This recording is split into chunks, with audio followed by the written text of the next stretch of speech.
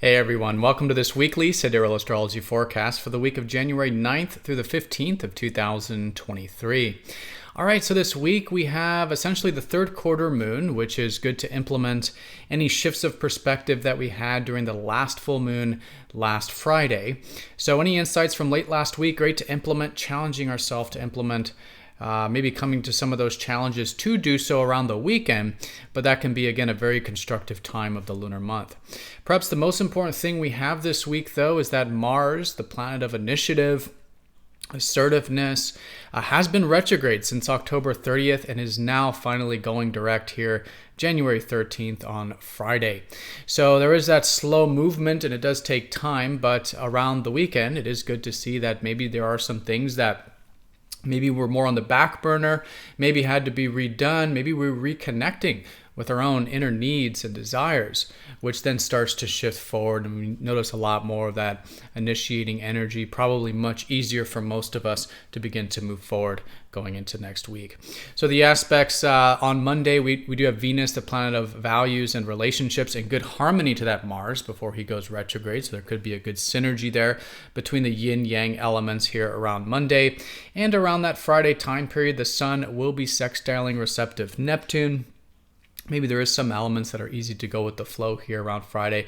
And then over that weekend, when we are in that third quarter moon, that action-oriented or challenging ourselves phase of the lunar cycle, we will have that Venus squaring up to erratic Uranus. So there could be some things to maybe get outside the comfort zone a little bit, shake up a little bit in constructive ways. All right, so let's go and take a look at all of this here in more detail when we return.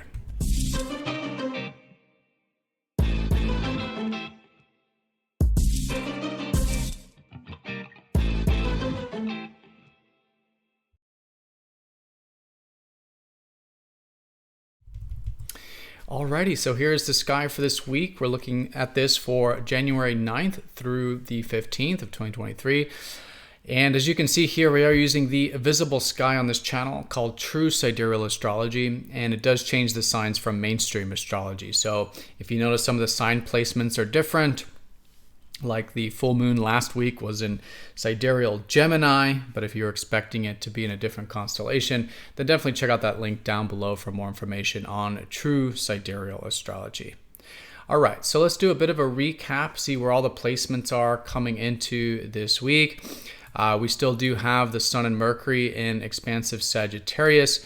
Of course, Mercury is still retrograde, will be going direct next week. And so even though Mars is going direct, and we do have a lot of forward movement with a lot of the planets direct, they are still staggering. We're going to have, again, Mars going direct this week, the Mercury next week, and then Uranus, the last of the retrograde planets that are currently retrograde, will go direct January 22nd. So there is that slow and steady movement coming into this, let's say, new year. And it is starting this week with Mars, but recognizing that especially Mercury being still retrograde, it's still good this week to allow for flexibility, to be open to experimenting, trying new things, learning, right? This sort of thing. But in Sagittarius, it's been and will continue to be this week a great time to focus on how we can expand our horizons a little bit, either mentally through things like philosophy or astrology or spirituality, but also quite literally, it's a great time of the year for adventurousness and a bit of that free-spirited nature. Now, Venus, which rules our values and relationships, is in more grounded Capricorn, and so we could be enjoying a bit of maybe productivity, things that require discipline and patience, maybe in those relationships, right? An enjoyment and connection in that more responsible or long-term way that Capricorn usually signifies. And then, of course, which we'll talk more about here, shifting here on this later this week here on Thursday, Mars going direct in Taurus. So Mars has been taking a very long transit of Taurus the bull, which has been about taking things one step at a time and stopping to smell the roses and really to reconnect with those inner resources, that inner strength. And in the case of Mars, that inner initiative, that inner sense of self and needs and initiating side, that of course is important to cultivate in a grounded and one step at a time sort of way, which has been Taurus with Mars and Taurus here. All right, so let's go ahead and take a look here at Monday and break this down one day at a time here. So on Monday the 9th, we have the moon shifting into Leo. And there's really only two main constellations that'll be associated with the lunar cycle. We'll have the moon in Leo all the way up until Thursday. And then from Thursday for the rest of the week, the moon will be in improvement-oriented Virgo. So up until Thursday, it's a great time to cultivate a bit of this self-expression of Leo. Leo is about connecting to our hearts, connecting to what we love, and expressing ourselves. So a good time of playfulness, creative energy, self-expression, right? Things like this is likely the theme and just really good to develop. And this is in the disseminating phase of the lunar cycle, meaning that it's, again, good to implement any shifts of insights from last Friday. And we could be quite supported to do that in the early part of the week while the sun in fiery Sag of that free-spiritedness is in good harmony to fiery Leo about self-expression. Now, here on Monday, we do have a harmony between the yin and yang elements of particularly interpersonal relationships. We have Venus, the planet of attraction, and Mars, the planet of that assertiveness, in good harmony. So generally and collectively, we could be feeling a good synergy between our receptive and active sides, right? And so this could see some harmony, some easy give and take, a good balance between our needs and others' needs, right? Anything on this level I think is quite supportive and just a good way of working with that Monday, especially again with that expressive Leo. So Tuesday, still the moon in Leo, and then as we get closer to Wednesday, just a minor aspect. Mercury retrograde is currently squaring up to Chiron, and so it is good to maybe challenge ourselves, maybe do some healing around the Wednesday if you're guided to. It's nothing new. We had this during Mercury's direct, but another step in the right direction here to perhaps learn about healing, uncover things regarding healing, or to simply do things like learning and communication, which can be healing and therapeutic. So if there is something to learn or involves your mind that you would feel is quite healing, it's a great time to do that, to challenge ourselves to do that.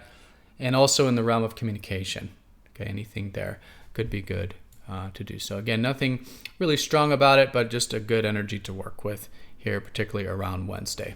Again, moon still an expressive Leo. Then as we start to shift into Thursday, the moon will go into improvement-oriented Virgo, and this is where we will slowly start to get into more of the third quarter moon, which is, again, a much more action-oriented and initiating kind of energy of challenging ourselves to implement that full moon insights from last Friday. So Virgo is all about improvement and striving towards perfection, but of course also remembering that there's so much outside of our control, and that's Pisces, to make peace with and accept things. But it is good to challenge ourselves to, in this case, improve things, refine, take care of the work, maybe some routines, some structures, anything that requires self-discipline or just general improvement, an improvement orientation. Is a great way of working with this second half of the week. And we do have a bit of this little bit of support with that Chiron, just as a side note. So anything that is involving that healing is likely going to be feeling probably quite rejuvenated coming out of that Wednesday. So on Thursday onwards, just a little bit of that rejuvenation with Chiron after the square to Mercury and in a good harmony to Venus. But the most important thing here on Friday is Mars going station. So he is going to finally go direct, and it will take him time, of course, and even to get out of his shadow. So really these coming months to allow for this building of momentum. But in this case, Mars here is likely to signify some shifts of direction. And it's good to just kind of pause around the Thursday time period, see what is shifting with, again, our needs, our desires, and again, cultivating that inner strength of Taurus and resourcefulness, right? What's shifting with that? And maybe just pause with some things to see where the energy is moving. And then slowly going into next week, noticing that forward movement. It's all generally and collectively more supportive for pursuing our needs now because of the retrograde, knowing more about who we are and what we want, right? And all that great to slowly be implemented moving forward there. Okay, but that pause and station there around that Thursday time period. And then as we get into Friday, the moon's still an improvement-oriented Virgo.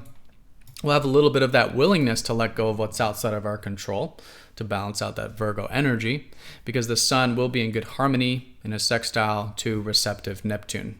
the ruler of Pisces. So nothing major with this one, but just an opening for a bit of willingness to maybe go with the flow, maybe have compassion or acceptance in life. And again, anything involving spirituality or receptivity, there's just an opening for there around the Friday time. As we go into Saturday, this is really where we start to come into that third quarter moon. Again, the square between the sun and moon, more action-oriented, more challenging-oriented to implement the full moon energy from last Friday. But in this case, we also do have a challenging aspect collectively. Venus, the planet of our values and relationships, will be in a clash or a square with erratic Uranus. So it's great to incorporate this constructively in the sense of how can we get outside of our comfort zone a little bit with those enjoyments, with those relationships, with what we value in life. Think outside the box a little bit, challenge ourselves to get outside that comfort zone, experiment, try different things. Right, connect in ways we normally don't. Maybe stretch those values a little bit. Right, it's going to all be very constructive. And if there's any intentions around having new experiences and thinking outside the box and experimenting in those Venusian areas, then great. That's a fantastic way of working with this Venus square Uranus here. Okay, so that's likely to take us Saturday and into Sunday as well. Again, Moon in Virgo, still finishing up that improvement orientation. All right, everyone, so that is the week in a nutshell. Most important thing is that Mars going station direct around that Thursday time period, a bit of a pause and then shift with those matters of self needs, goals, action, initiative, and how we've learned so much or reconnected so much since late October with that side of ourself that can now slowly be implemented and moving forward. We have a bit of that harmony between that assertive side and just our values and relationships with Venus trining Mars, which is nice to see. A little bit of healing energy just as a side note there. Maybe that Wednesday, which then leads to probably some rejuvenation with it by Thursday. A little bit of going with the flow energies around Friday, and then we come into that first or that third quarter moon, that first challenge from the full moon last Friday. Good to implement and integrate things. And in this case, I would say to maybe get outside those comfort zones a little bit with healthy enjoyments and relationship energy. All right, everyone. So that is the week in a nutshell. Hope you have a fantastic week. Thank you so much for watching. Be sure to click the like button if you're watching this on YouTube. And if you're not yet signed up for MTZ Insiders, it is a free newsletter. We do get these videos released first before YouTube. There's a link down below to sign up for that if you haven't yet. But again, have a great one, and I'll see you all next time for the next astrology forecast. Take care.